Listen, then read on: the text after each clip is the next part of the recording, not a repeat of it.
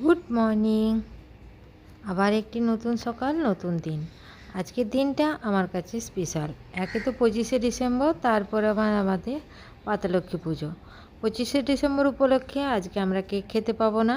চলে এসেছি ব্যালকনিতে। আমার এই গাছগুলোতে ফুল ফুটতে শুরু করেছে, এখনও পুরোপুরি ফুলগুলো ফুটেনি। তো সব কালারগুলো আমি একই নিয়েছি, দেখতে কত সুন্দর লাগছে। তো বন্ধুরা, তোমরা আমার কমেন্ট করে বলবে কেমন লাগছে। আর এই যে সিঙ্কটা আমি অনেক বলে বলে তোমাদের দাদাভাইকে অনেক দিন ধরে বলে বলে এটা লাগানো করালাম, কারণ এই ব্যালকনিতে অনেক সময় হাত ধোয়ার থাকে, তখন পায়ে জলটা ছিটে যায়, ওই জন্য। তবে আমার খুব উপকারে লেগেছে। তো আলপনা দেওয়া হয়ে গেছে, আমি তাড়াতাড়ি স্নান করে নিয়েছি, কারণ আমাকে যেতে হবে দিদিভাইয়ের বাড়িতে, মানে আমার জায়ের বাড়িতে। ওখানেই পাতালক্ষ্মী পুজোটা হয়, কারণ এখনও পর্যন্ত আমি ঠাকুরটা বাড়িতে নিয়ে আসিনি। আমিও পুজো জোগাড় করে নিচ্ছি, কারণ আমাকে খুব তাড়াতাড়ির মধ্যে ঠাকুরমশাই চলে আসবে বলে খুব তাড়াতাড়ির মধ্যে আমি পুজোটা করে নিলাম। এরপর দৌড়ে দৌড়ে যাচ্ছি দিদিভাইয়ের বাড়িতে, কারণ 9টার সময় ঠাকুরমশাই আসবে বলেছে, কারণ শীতের দিন। আমার স্নান করতে পুজো করতে করতে 9টা 10 হয়ে গেল। এসে দেখি দিদিভাই জোগাড় করেছে। এই যে এটাই হলো আমাদের পাতালক্ষ্মী, সারা বছর হাঁড়ির ভিতরে থাকে।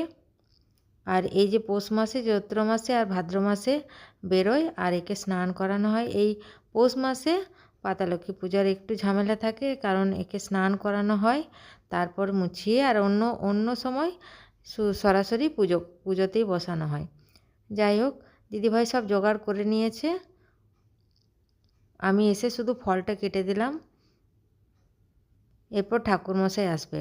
আর এই দিকে রাত্রিবেলায় দাদা এনেছে সবজিগুলো ঘুমোচ্ছে, সেগুলোকে আমি জাগিয়ে তুলব। আর এই যে রান্নাঘরে নিয়ে যাই, চলো দেখি কি কি করে রেখেছে। এখানে শুধু দুধ গরম হয়েছে, আর এখানে দাদার জন্য রাঙা আলু সেদ্ধ হয়েছে। বাস এইটুকুই কাজ করা আছে, বাকিটা এবার আমি করব। পুরো রান্নাঘর এলোথেলো হয়ে আছে, আর সবজিগুলোও ঘুমোচ্ছে, ওইগুলোকে তুলে জাগিয়ে তুলব, তারপর রান্না করব। তো প্রথমেই সকালের খাবারের জন্য কিছু বানিয়ে নিতে হবে, এই জন্য আমি চলে এলাম সুজি বানাতে। যেহেতু সুজিটা অল্প ছিল, সেহেতু আরেক প্যাকেট সুজি আনা হলো, কারণ সুজিটা আমারও খেতে ভালো ভালো লাগে, আর দাদারও খেতে খুব ভালো লাগে। তো একটু বেশি করে ঘি দিয়ে সুজিটা বানিয়ে নিচ্ছি। যেটুকু সুজি ছিল সেটুকু দিয়ে দিলাম, আর বাকিটা প্যাকেটটা কেটে আবার একটু দিয়ে দিচ্ছি, কারণ একটু সুজিটা বেশি করে করলে সকালে আর আমি একটু সাবু ভিজিয়ে এনেছি, সাবুটা। আর আমার বাড়িতে যে প্রসাদটা হয়েছে, সেই প্রসাদটাও আমি নিয়ে চলে এসেছি। আর এই চামচের গায়ে ঘিটা লেগেছিলো বলে চামচে করে একটু সুজিটা নাড়িয়ে নিচ্ছি, কারণ তাহলে ঘিটা একটু গলে যাবে। সুজিটা খুব ভালোভাবে ভেজে কাজু কিশমিশ দিয়ে বানিয়ে নেব, তাহলে খেতে খুব ভালো লাগবে। ওইদিকে আবার সুজি ভাজতে ভাজতে ঠাকুরমশাই চলে এসেছে, আমাকে ডাকছে, কিন্তু আমি সুজিটা না করে যাব না। আর আগের বারে যখন সুজিটা বানিয়েছিলাম, আমার সুজিটা খুব বাজে হয়েছিল, ওই জন্য আমি ভেবেছি আজকে সুজিটা বানিয়েই তারপরে আমি পুজোতে যাব। ঠাকুরমশাই পুজো শুরু করুক, ততক্ষণে আমার সুজিটা বানানো হয়ে যাবে। দিয়ে দিলাম কাজু আর কিশমিশ। তো এইদিকে আমার সুজিটা হয়ে গেছে, চলে এলাম ঠাকুরমশাইয়ের কাছে। পুজো শুরু করে দিয়েছে, পুজো অর্ধেক হয়েও গেল। চলো বন্ধুরা, পুজোটা দেখতে থাকো, আরতিটা দেখতে থাকো, তারপর আমি আবার ফিরে আসছি। ওম ষষ্ঠী ওম ষষ্ঠী ওম ষষ্ঠী ওম বিষ্ণুং তসুতং ওম বিষ্ণুং তসুতং কসমা সুলমঞ্জয়তে বংশ নচঙ্করা সান্ডিলে গোত্র সকলস্মি নানা দেবতা পূজা করে সপরিবারে মঙ্গল কাম পূজা করে সংসি শিরব ওম বিষ্ণুং তসুতং কসমা সুলমঞ্জয় দারিকা নাদগরা সান্ডিলে আমরা দুটি বোন দেবতা পূজা করি করে সপরিবারে পূজা কীর্তন। করে সংসি শিরব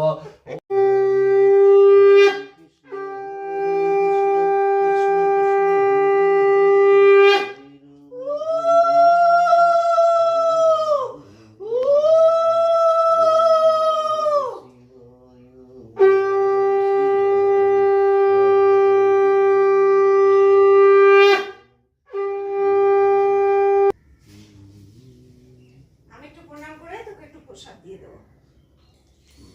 আগে হো, কম হলো এই তো এক পেপার দুর্গ চলছে। দাঁড়া।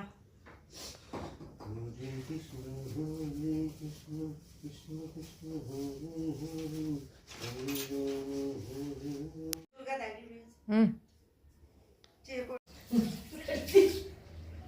পুজো শেষ হয়ে গেছে, প্রসাদগুলোও তুলে নিয়েছি। আর এইটাতে আমি সাবুটা ভিজিয়ে নিয়ে এসেছি, কারণ দিদিভাইয়ের বাড়িতে সাবু ছিল না বলে আমি সাবুটা ভিজিয়ে নিয়ে এলাম। আর এই যে অনেক প্রসাদ, এরপর খাওয়ার পালা। পুজো হয়ে গেলেই প্রচণ্ড খিদে পায়, তো এরপর আমরা খাবো। তো সাবুটা মেখে নেব, সুজিটাও খাবো। সুজিটা পিস পিস করে কেটে নিচ্ছি। হ্যাঁ, ঠিক আছে। তারপর কি কি রান্না হয় চলো দেখতে থাকো। ও তো সেদ্ধ মেদ্ধ খেতে পারে, আমি খেতে প্রতি বছর এই 3টে দিন আমি এই দিদিভাইয়ের বাড়িতে এসেই রান্নাবান্না হয়, এখানে একসাথেই পুজো হয়, একসাথেই খাওয়া দাওয়া হয়। ঠিক আছে, ঠিক আছে। হ্যাঁ। কেটে নিয়েছি। আর এই পিস পিস করে কাটা সুজিগুলো আমার দাদা খেতে খুব ভালোবাসে। তো চলে এলাম খাওয়া দাওয়ার পর রান্না করতে। প্রসাদ খেয়ে নিয়েছি। তো কি রান্না হবে, এখানে ব্রোকলি, ফুলকপি সব একসাথে কেটে নিলাম, রাঙা আলু, আলু, ক্যাপসিকাম। আর ওইদিকে বেগুনটা ভাজার জন্য বেগুনটা কেটে নিয়েছি। বেগুন ভাজা হয়ে গেল। আর এই যে সবজিটা এরপর বসানো হবে, তার জন্যে লঙ্কা আর টমেটো কেটে নিচ্ছে। দিদিভাইকে বললাম তুমি কেটে নাও, আমি রান্নাটা চাপাচ্ছি।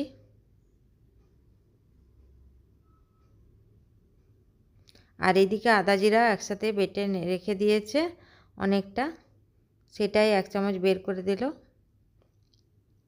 সব নিরামিষ, আজকে আমাদের সিন্দুক নুনের খাওয়া হয়। আর দাদা যে পালং শাকগুলো নিয়ে এসেছে সেইগুলো চচ্চড়ি বানাবো। ওইদিকে ব্রোকলি সবজিটা হয়ে গেছে।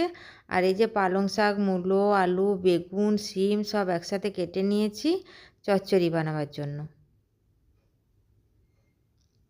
তো চলো চচ্চড়িটা কীভাবে বানাচ্ছি দেখে নিই। এদিকে কড়াই চাপিয়ে দিয়েছি আর দিয়ে দেবো অল্প একটু সর্ষের তেল।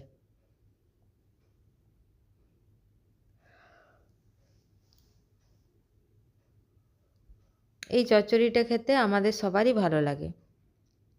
তো আজকে তো আমরা এই চচ্চড়িটা খাবো না, ওই দাদা আর আমার কর্তামশাই দুজনে খাবে, বাকিটা রাখা থাকবে, কালকে খাবো। আর এই শীতকালে ফ্রিজের জিনিস খেলেও কোনো ক্ষতি হয় না, তো একটু বেশি করেই বানিয়ে নিচ্ছি। যত রকম সবজি ছিল সব দিয়ে দিলাম, তার সাথে রাঙা আলুও দিয়েছি আর আলুও দিয়েছি। আর একটু সর্ষে, কাঁচা লঙ্কা বাটা, জিরে গুঁড়ো দিয়ে দেবো, নুন, হলুদ, মিষ্টি, তাতেই সবজিটা খেতে খুব ভালো লাগবে।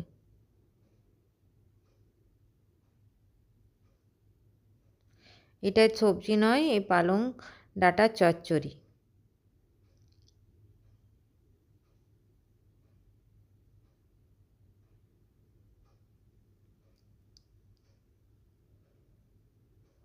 এইদিকে আমি সবজিটা বসাতে বসাতে দিদিভাইকে বললাম তুমি আটাটা মেখে রাখো, একসাথে পরোটাগুলো হয়ে যাবে, আজকে পরোটাই খাবো।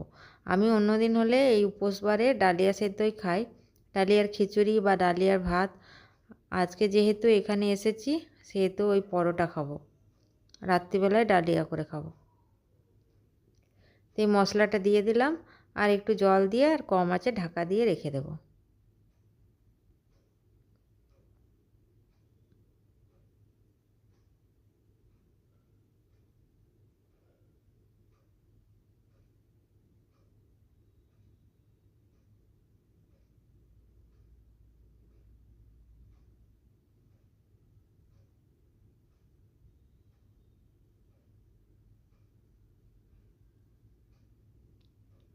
আর এর সাথে 2টো কাঁচা লঙ্কা দিলাম। কাঁচা লঙ্কাগুলো আবার এর সাথে রাখা যাবে না, তুলে চটকে আর এর সাথে দিয়ে দিতে হবে, না হলে ওই শাকের সাথে মুখে লেগে যাবে। আর এইদিকে দেখো পরোটাগুলো আমি বেলে দিলাম আর দিদিভাই সব করে নিল। এরপর ওই ইউটিউবে দেখা লুচি করার পালা। প্রেসার কুকারের মধ্যে লুচি করা আমি দেখেছি ইউটিউবে, তো আজকে ওইটাই একবার ট্রাই করব, দেখি কেমন হচ্ছে। অল্প একটু তেল দিয়ে প্রেসার কুকারের মধ্যে চারিদিকটা ঘুরিয়ে আর লুচি 2খানা দিয়ে দেব। এইদিকে ডাঁটা চচ্চড়িটাও কমপ্লিট হয়ে গেছে, ঢাকা দিয়ে আছে, দেখতেও বেশ ভালো হয়েছে।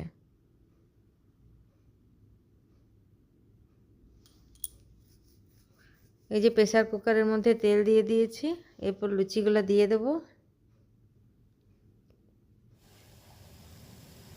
এই লুচিগুলো দিয়ে দিয়েছিলাম, ঠিকই ঠাকই হয়েছে, খুব একটা খারাপ হয়নি।